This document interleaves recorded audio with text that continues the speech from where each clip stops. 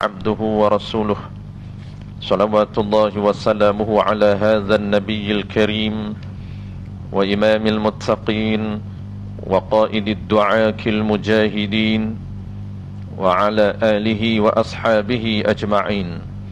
اللهم علمنا ما جهلنا وانفعنا بما علمتنا وجعلنا من المخلصين.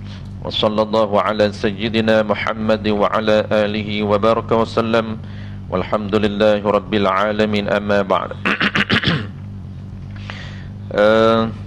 Bila dahulu tuan-puan, seperti biasa, marilah sama-sama kita menyatakan setinggi-tinggi kesyukuran kehadrat Allah Subhanahu wa taala kerana dengan limpah kurniaannya sekali lagi kita diberi kesempatan, peluang, kesihatan yang baik dan kekuatan oleh Allah Subhanahu wa taala untuk kita menyambung kembali perbincangan kita. Kita hari itu hari Rabu tuan-puan, baru je temu lagi sebab dia Rabu dengan Jumaat. Bulan ni dia tak jauh. Jadi kerak sangatlah. Jadi kita sambung habiskan perbincangan kita berkaitan dengan perkara yang membatalkan tayamum.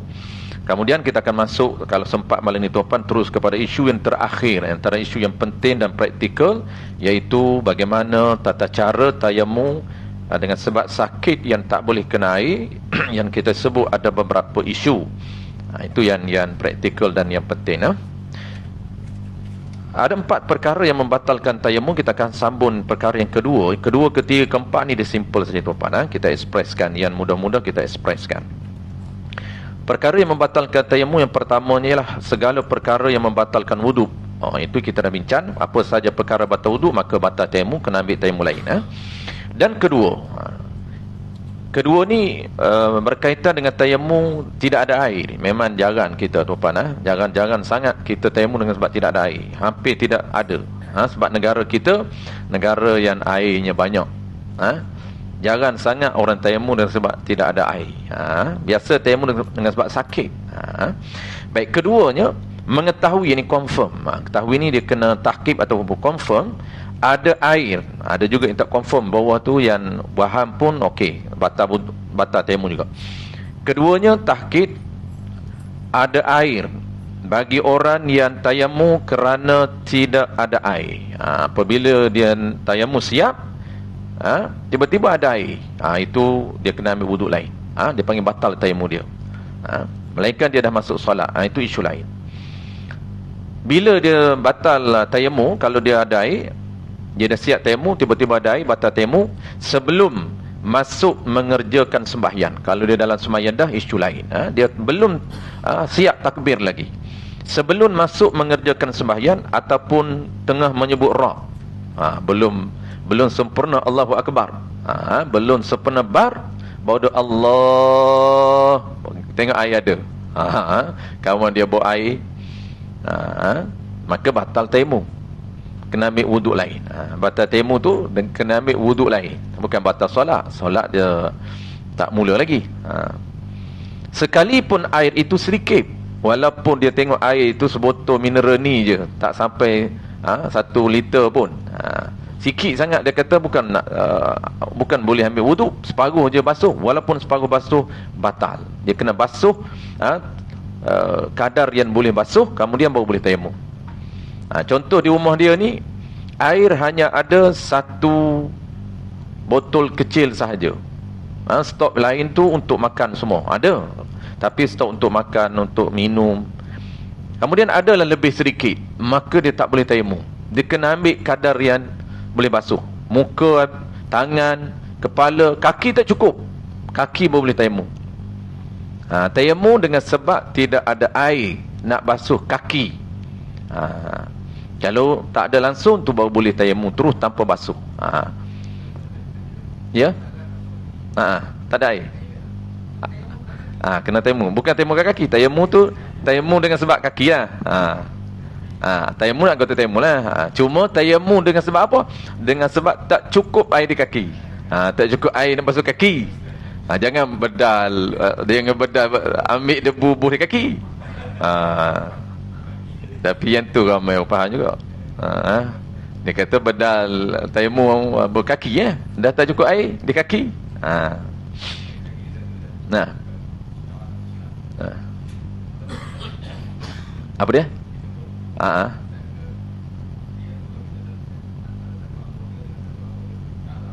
Yes, yes. Betul. Dia tayamum ni, dia basuh muka, sapu muka. Kan jarak kena, dia dua je anggota, muka dengan tangan. Boleh tak lama? Dia boleh. Cuma dia panggil makruh lah. Dia tak digalakkan lama. Dia tidak digalakkan lama. Bahkan sunat, kita bincang minggu lepas, sunat selepas tayamum terus solat. Begitu juga antara basuh muka dengan basuh tangan, dia sama juga wuduk. Boleh kita nak gap, boleh kita nak jarak, nak semban ke, nak buat benda lain, barulah sapu tangan. Barulah sapu tangan, boleh. Jangan melakukan perkara batal wuduk. Sama juga dengan konsep wuduk.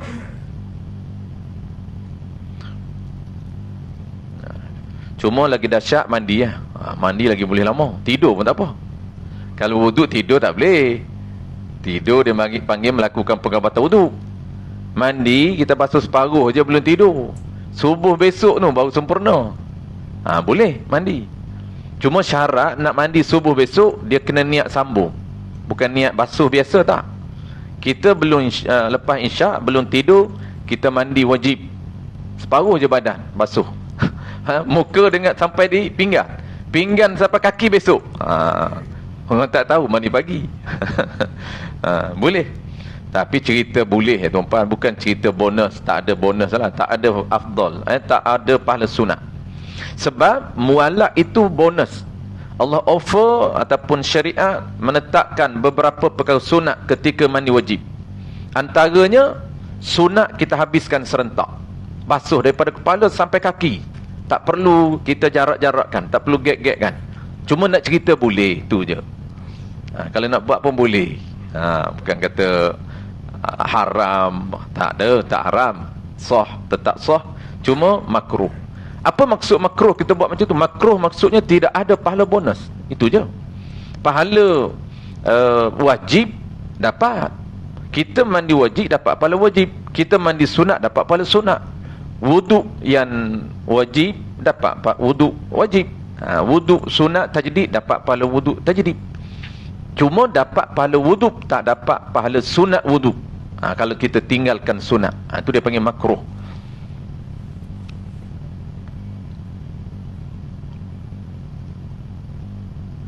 Apabila dia tahu ada air, maka batal tayamum dia. Sekalipun air itu sedikit, sikit itu cukup buat untuk seorang. Cukup seorang je. Sedangkan sedangkan orang yang bertayamum itu ramai. Walaupun grup dia musafir, grupin mana-mana, singgah di mana-mana, tak ada air. Tiba-tiba siap tayamum, air ada. Walaupun air ada tu sikit, tak cukup untuk semua, batal tayamum dia. Kena ambil wuduk. Lepas ambil wuduk tak cukup, tayamum balik. 2 kali kerja. Demikian juga, begitu juga tadi confirm, tahkim. Ni pun waham. Waham ni sangka. Ni bukan confirm, sangka. Sangka pun batal tayamum juga. Demikian juga, begitu juga batal tayamum juga waham. Ini sangka ada air. Dia sangka je ada air. Dia tengok dia, lepas dia ambil tayamum, tengok nampak macam lori air. Bukan confirm pun. Bukan confirm, sangka je. Dia kata gamak-gamak atau agak-agak sangka-sangka tu macam lori air, tapi tak confirm lah betul tak lori air. Tak confirm. Walaupun tak confirm pun batal juga. Seperti dilihatnya ada pasukan pembawa datan menuju ke tempat ia berada. Pengembara. Ada pasukan pengembara datan menuju ke tempat ia berada. Ada orang datang bawa air. Ataupun dilihatnya kunan-kunan. Kunan-kunan itu maksudnya fata morgana, yang disangkanya seperti air. Disangka je seperti air. Tengok jauh, klik-klik. Orang tua dulu panggil klik-klik engkor mengkarum. Nampak je macam air. Kita driving tengah panah kan, jauh tu nampak macam air, panah. Sangka, walaupun sangka macam air, kita pergi dekat tak ada air pun, ini semua boleh membatalkan tayamum. Ini semua ni boleh membatalkan tayamum. Sini sangka je, batal tayamum. Sangka macam lori air, tiba-tiba bukan lori air, kena ambil tayamum lain. Adapun orang yang bertayamum kerana sakit dan seumpamanya, tidak batal tayamum dengan melihat air. Ini isu batal tayamum dengan sebab sakit, tak apa. Sebab sakit bukan kerana tak boleh kena air, bukan sebab tak ada air, kerana tak boleh kena air. Itu akan datang kita bincang. Maka orang yang mengetahui, yang yakin ataupun zon ada air dan sebenarnya ada air, wajib mengambil wuduk dan sembahyang. Dan orang yang waham itu, orang yang sangka ada air itu, setelah ia mencari, didapati tidak ada juga air, kenalah ia ni, wajiblah ia bertayamum sekali lagi dan sembahyang. Dia sangka je lori air, tiba-tiba bukan lori air, batal tayamum dia, kena ambil lain. Sebab air tak ada, kena tayamum lain. Habis. Tentang lepas, ini penutup kepada perkara batal tayamum, tuan-tuan. Penutup kepada perkara batal tayamum. Tentang lepas atau gugur fardu. Ini dia nak cerita wajib qada ataupun tak wajib qada. Orang yang tayamum dengan sebab tidak ada air. Apabila ada air, wajib qada ataupun tidak. Itu isu dia nak bincang. Tentang lepas ataupun gugur fardu. Maksudnya sama ada dia wajib qada ataupun tak wajib qada. Orang yang sembahyang bertayamum kerana tidak ada air, ada huraian ataupun ada perincian. Ada perincian dia, ada isu dia. Baik, pertama, isu pertama, wajib qada ataupun tidak. Jika berlaku demikian itu di tempat yang biasanya memang tidak ada air di situ, dia panggil negara yang ghalib tidak ada air. Kita tak praktikal, negara kita memang wajib qada sekiranya musim tidak ada air lah. Kalau ada orang yang tayamum dengan sebab tidak ada air, walaupun memang jarang sangat berlaku, kalaulah ada, maka negara kita tetap auto wajib qada. Dapat je air, tu wajib qada. Kenapa? Kerana isu dia, negara kita dipanggil negara yang ghalib ada air. Macam mana nak nilai? Ni. Jika berlaku demikian itu di tempat yang biasa, yang ghalib, tidak ada air di situ, ni negara yang tidak ada air. Ni penilaian dia 12 bulan, 7 bulan ada air, 5 bulan tidak ada air. Itu penilaian dia. Kalau 7 bulan banyak musim ataupun bulan yang ada air, hanya 5 bulan sahaja tidak ada air, maka di negara itu dianggap negara yang ada ghalib ada air. Maka kebetulan bulan yang tidak ada air, dia tayamum, datang air, wajib qada.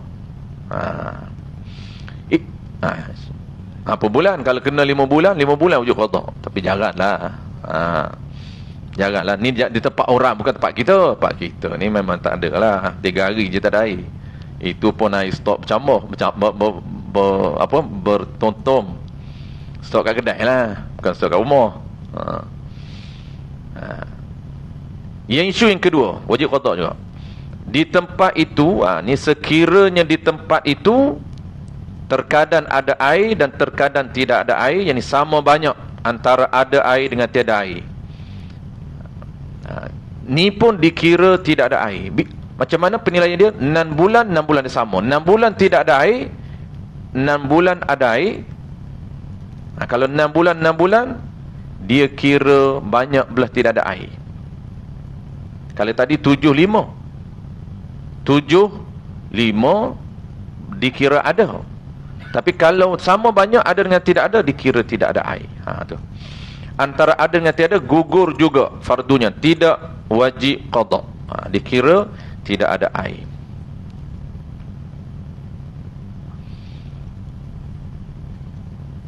Dan yang last, isu yang terakhir, jika sembahyang itu di tempat yang biasa ada air. Ni ghalib ada air, negara kita. Dikira macam mana? 7 bulan ada air, 5 bulan tak ada air. Yang tadi 7 bulan tidak ada, 5 bulan ada. Isu pertama tuan-tuan, 7 bulan ada air, 5 bulan tak ada air, silap, bertukar. 7 bulan tidak ada air, bertukar. Isu pertama tu 7 bulan tidak ada air, 5 bulan je ada air, tu dia kira tidak ada air, tak wujud qada. Isu kedua pun tak wujud qada juga. Sebab apa? Sebab sama banyak, 6 bulan ada air, 6 bulan tak ada air, dikira tidak ada air juga.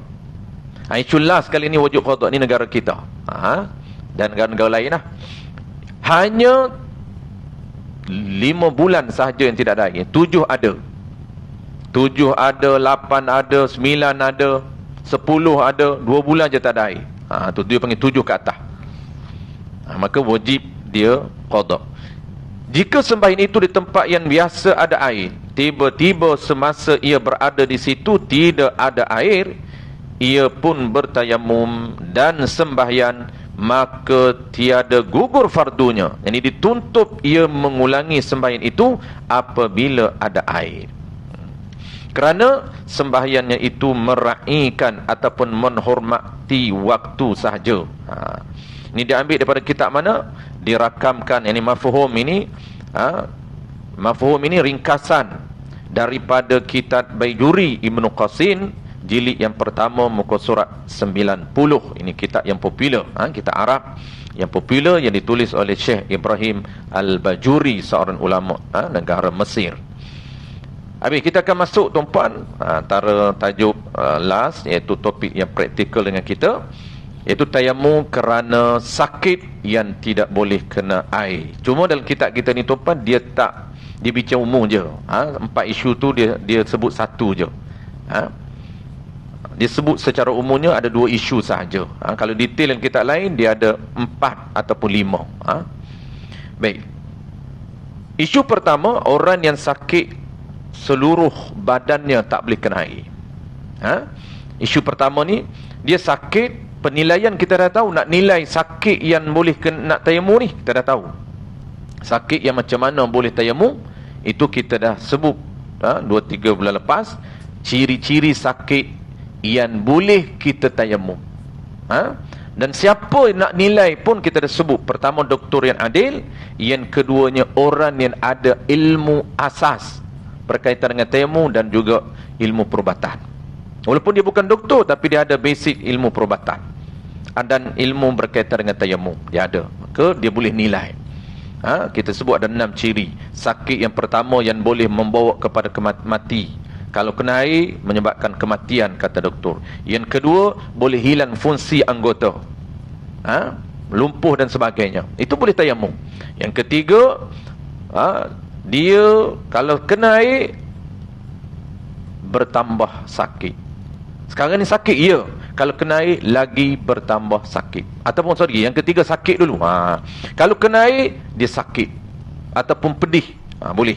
Yang keempat, sekarang ni dah pedih dah, tapi kalau kena air lagi bertambah pedih, bertambah sakit. Dan yang kelima, kalau kena air lambat sembuh, itu boleh tayamum. Doktor kata luka you ni kalau kena air pakcik lambat sembuh, boleh tayamum. Dan yang keenam, dia ada 6. Yang keenam, luka yang jenis macam mana? Iaitu luka yang meninggalkan kesan paru pada anggota zahir sahaja. Ini diambil kira muka dan tangan. Anggota lain tak diambil kira. Luka atas belakang, lekat paru, tak apa, tak boleh kena air. Ciri yang keenam ini dia khusus untuk muka dan tangan. Kalau doktor kata kena air memang akan kesan paru yang huduh muka, maka Islam jaga muruah dia. Maka tak perlu tayamum, tak perlu kena air, boleh tayamum. Tapi kalau tempat lain, dia tak sakit apa pun, tak hilang fungsi apa pun, tak bertambah sakit pun, cuma doktor kata lekat paru je, itu tak boleh tayamum, kena air. Sebab ciri dia tak ada ciri-ciri lain. Hanya doktor sebut memang kena air ni akan tinggal paru. Di mana? Atas belakang, tak apa, boleh kena air. Baik, kita dah tahu. Jadi isu pertama dan kita sebut, orang yang sakit semua badan tak boleh kena air. Semua badan tak boleh kena air. Dia nak mandi wajib, tak boleh mandi wajib. Kenapa? Kerana semua badan tak boleh kena air. Kalau certain badan, sebahagian badan, itu isu lain. Itu isu yang kedua. Isu pertama ni, keseluruhan badan dia tak boleh kena air. Ataupun semua anggota wuduk dia tak boleh kena air. Kalau dah seluruh badan tak boleh kena air, anggota wuduk tak boleh kena air lah. Sebab anggota wuduk 4. Ini bukan saja 4 tempat, seluruh badan tak boleh kena air. Maknanya tuan-tuan, dua-dua isu sama. Isu nak mandi wajib pun tak boleh, kena ganti dengan tayamum. Dan isu nak mengambil wuduk pun tak boleh, kena ganti dengan tayamum. Cuma tayamum dia mudah. Dia tak macam isu kedua. Isu kedua ni, beberapa anggota saja tak boleh kena air. Ataupun beberapa juzuk anggota je tak boleh kena air. Itu tempat boleh kena air, kena wuduk kan. Ini tak. Ini semua tak boleh kena air.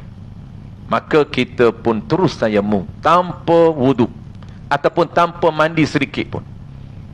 Kalau dia separuh badan tak boleh kena air, tangan jadi simin tak boleh kena air, yang tu dia kena mandi wajib dulu. Tempat yang boleh kena air, mandi wajib dulu. Maka tinggallah tangan yang disimin tu tak boleh mandi wajib, tak kena air, yang ni kena tayamum.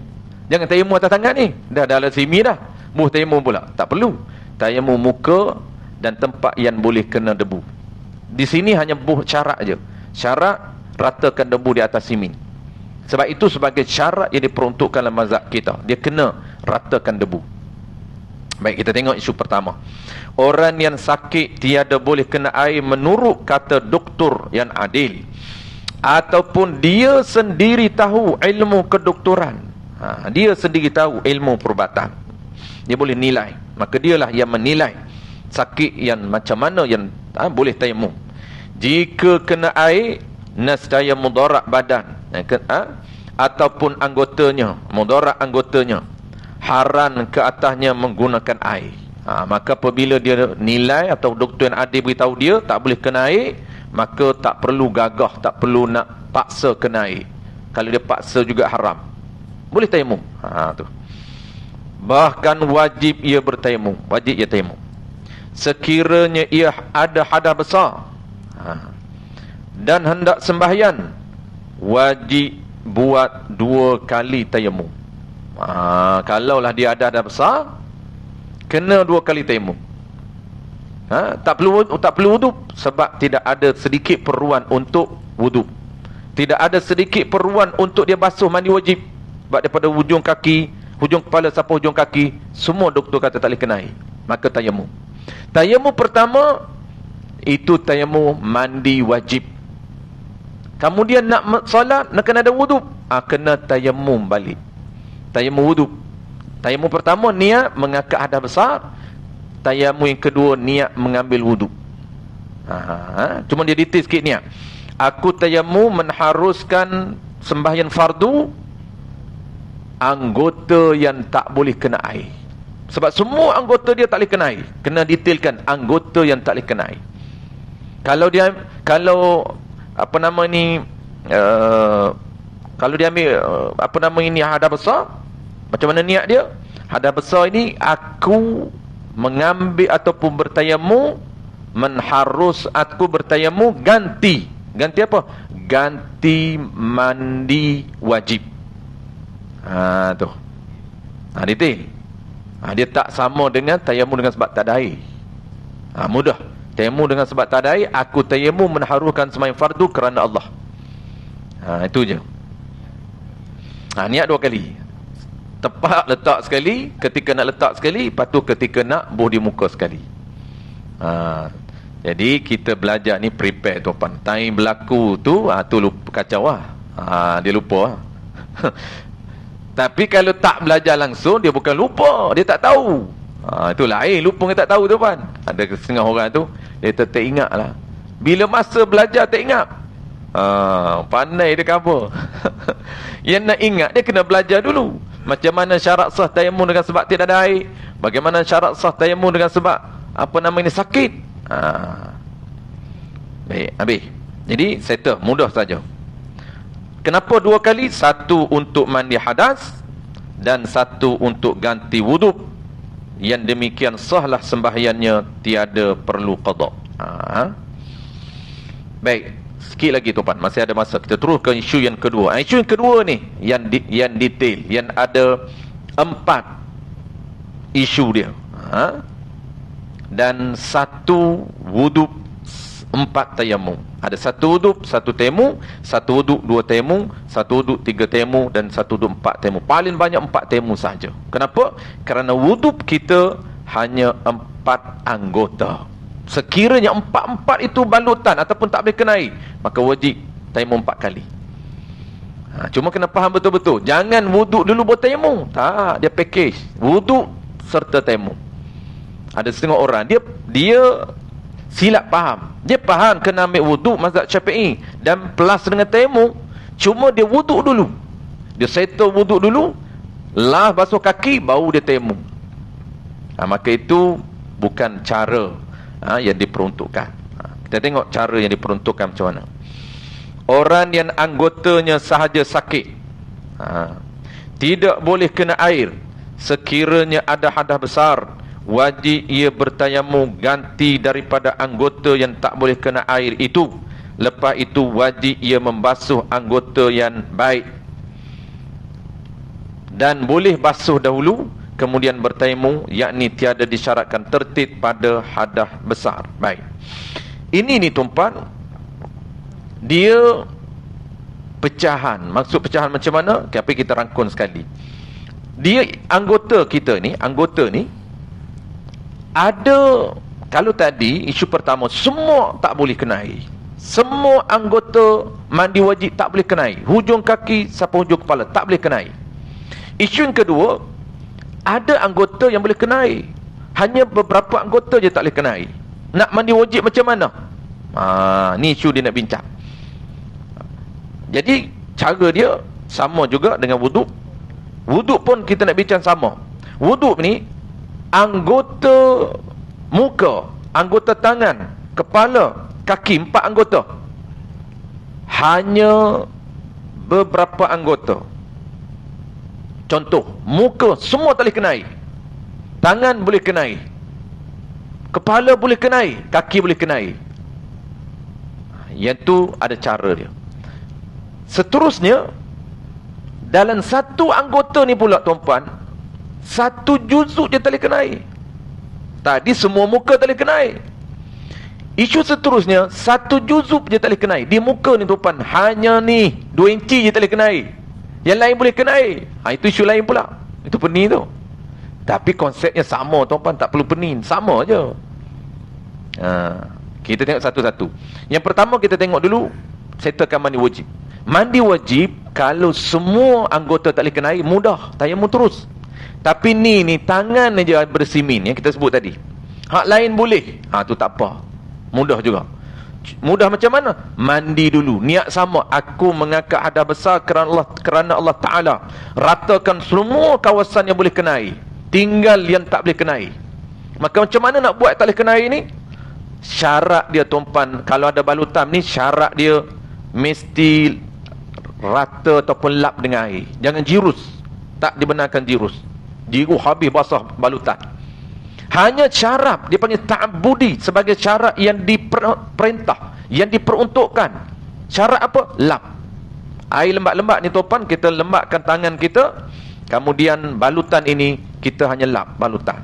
Jangan jirus, jangan spray, dia basah. Tak syarat basah, dia hanya lap. Selepas lap, baru kita tayamum. Tayamum apa? Ganti tangan yang tak boleh kena air pada mandi wajib. Maka kita tayamum. Tayamum sama je tayamum. Buh debu di muka dan buh debu di tangan. Cuma tangan yang boleh kena debu belah kiri ni, buh ke semuanya. Tangan yang kanan, yang simin ini, hanya syarap je debu atas. Tak perlu buh debu, jigu debu. Tak perlu. Habis dia punya balutan itu debu. Tak perlu, syarap saja. Lapkan itu sebagai syarap.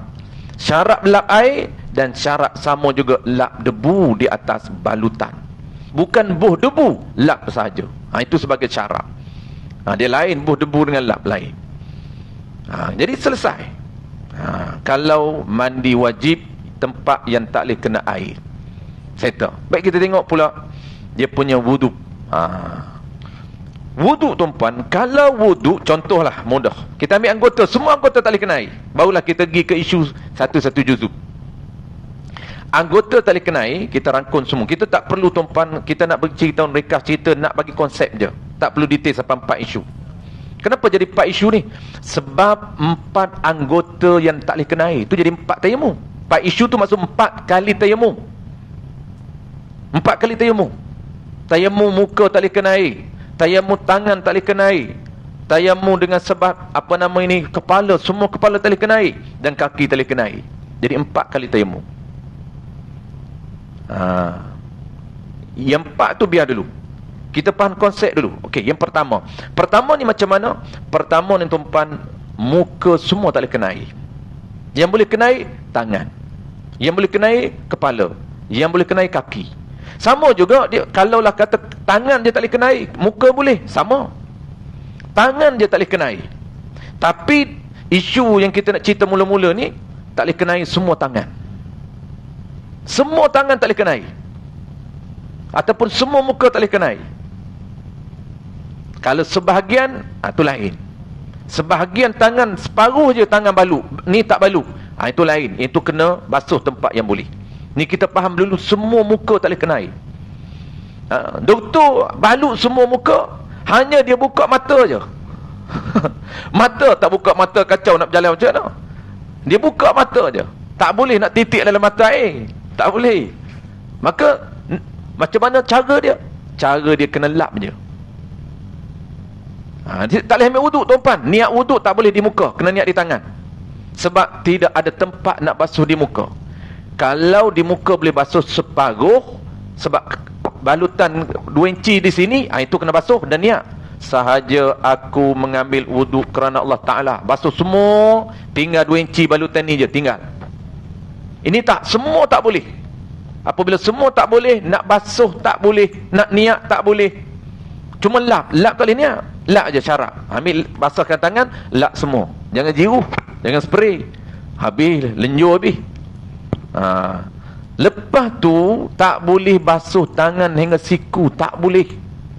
Kalau dia basuh tangan hingga siku juga dipanggil skip dalam tertib.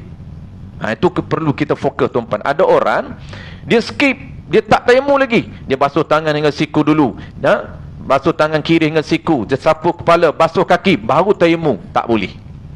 Kenapa tak boleh tuan-tuan? Peraturan menetapkan tak dibenarkan untuk melangkau ke fardu lain selagi mana muka belum selesai.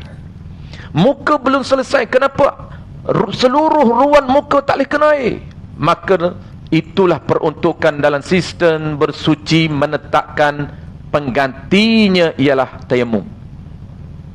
Maka kena tayamum dulu baru boleh basuh tangan hingga siku. Maka tayamum. Lepas lap tayamum. Dia kena settle satu-satu. Itu cara untuk kita mudah faham. Kenapa kalau orang tanya, kenapa tak boleh skip? Peraturan menetapkan tidak membenarkan untuk melangkau ke fardu lain selagi mana tak selesai. Kalau tak boleh basuh, kena ganti dengan debu. Tak boleh basuh, kena ganti dengan debu. Maka di sini basuh tak boleh, kena ganti dengan debu.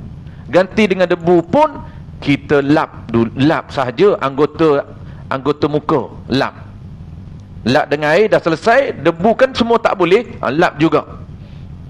Anggota tayamum yang boleh kena debu mana? Tangan boleh kena debu, maka debu kan seperti biasa. Debu kan seperti biasa. Habis tayamum, ganti muka. Masa niat tadi macam mana niat? Aku bertayamum mengharuskan sembahyang fardu ganti basuh muka. Itu cara niat dia. Apabila dah settle tayamum, satu tayamum, maka baru boleh teruskan anggota fardu seterusnya. Apa fardu seterusnya? Tangan hingga siku boleh basuh. Basuh tangan hingga siku. Maka di tangan inilah yang kita kena niat. Sahaja aku mengangkat hadas kecil kerana Allah Ta'ala. Pelik dia kata kenapa niat di tangan? Niat di muka saja. Niat di muka tu sekiranya normal, sekiranya tak sakit, sekiranya di muka tak boleh kena air, maka tak boleh niat di muka. Niat di selepas anggota itu, tangan hingga siku. Barulah kita sapu kepala dan basuh kaki. Dipanggil satu wuduk, satu tayamum. Itu konsep bagi isu yang kedua, sekiranya semua anggota tak boleh kena. Baik, penutup tuan-puan. Penutup ini isu ketiga. Ketiga ni lah dia pecah jadi 4 ni tuan-puan. Tapi kita nak cerita umum je. Jadi isu ketiga, satu-satu anggota, bukan semua tak boleh kena air. Dia hanya sebahagian je. Muka tak boleh kena air 2 inci je. Tangan tak boleh kena air separuh je. Kaki tak boleh kena air separuh je. Itu dipanggil sebahagian tak boleh kena air pada satu anggota. Cara dia macam mana? Kita ambil contoh. Ni 2 inci je balutan. Balutan 2 inci, maka kita kena ambil wuduk dulu. Niat macam mana? Sahaja aku mengambil wuduk kerana Allah Ta'ala. Sampai dia balutan 2 inci ni, lap sahaja. Lap balut. Adakah boleh dia teruskan sapu tangan? Tak boleh. Kenapa? Kerana dalam balutan 2 inci ini tak boleh kena air. Maka mesti diganti dengan tayamum. Baru boleh terus ke anggota seterusnya. Dia tak boleh skip. Kalau dia skip, tidak sah wuduk dia. Kenapa? Kerana di bawah balutan ini air tak boleh kena. Apabila air tak boleh kena, kena ganti. Sebab tayamum itu pengganti. Maka dia kena tayamum. Jangan basuh lagi tangan dengan siku. Jangan. Tak boleh. Tayamum muka, settle dulu. Tayamum. Tayamum macam mana? Sama niat. Aku tayamum mengharuskan sembahyang fardu, ganti tempat yang telah kena air di muka. Maka debu tempat yang boleh kena debu, atas balutan itu lap saja. Dan tangan macam biasa, debu semua, kerana boleh, tangan boleh, semua debu. Habis. Cuma sebelum dia nak debu tu tuan-tuan, kan dia ambil wudu, kena lap dulu. Kalau tidak, habis berlumpur di muka. Jadi kalau jadi muka lumpur, lepas tu kena lap. Ini antara disebut oleh ulama lap yang tidak makruh. Kalau biasa tuan-puan, lepas ambil wuduk lap makruh. Tak boleh.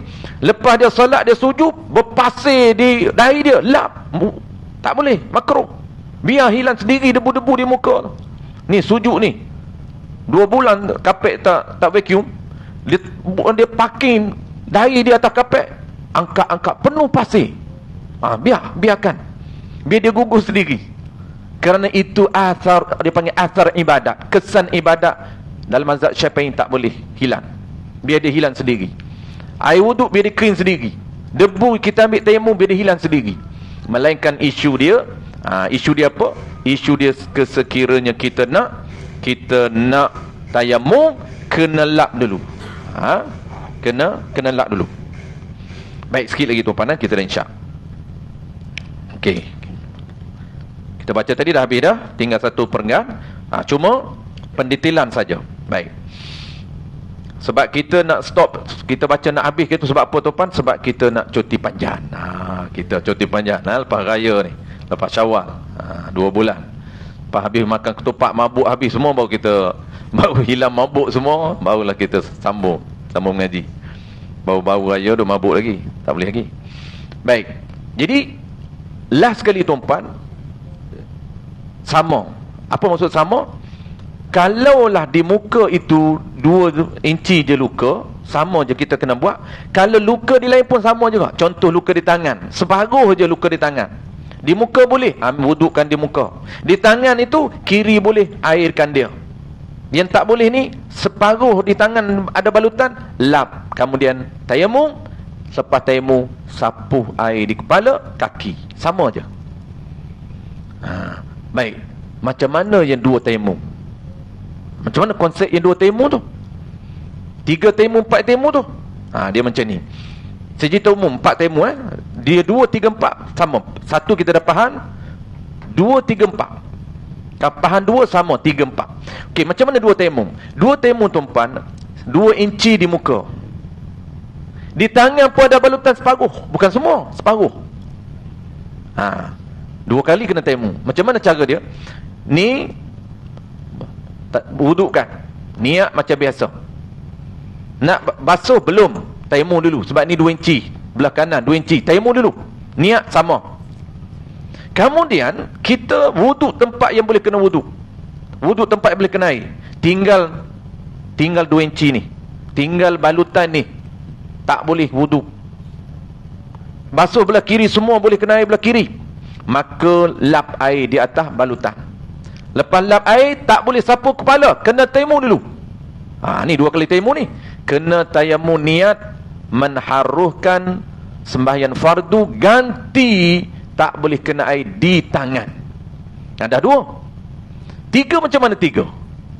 Lepas ni tuan-tuan, lepas tayamum ni baru boleh sapu di kepala, baru boleh basuh kaki, lengkap 1 wuduk 2 tayamum.